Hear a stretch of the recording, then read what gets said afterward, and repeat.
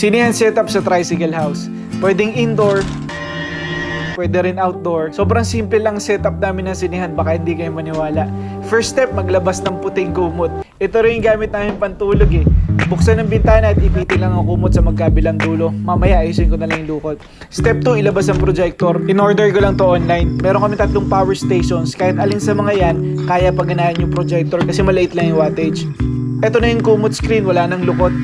Step 3, crucial part, every time na mag-outdoor movie kami, meron kami sineset up ng portable bonfire. Para sa, of course, vibes. Step 4, another crucial part, kung sa labas kami manonood, insect repellent.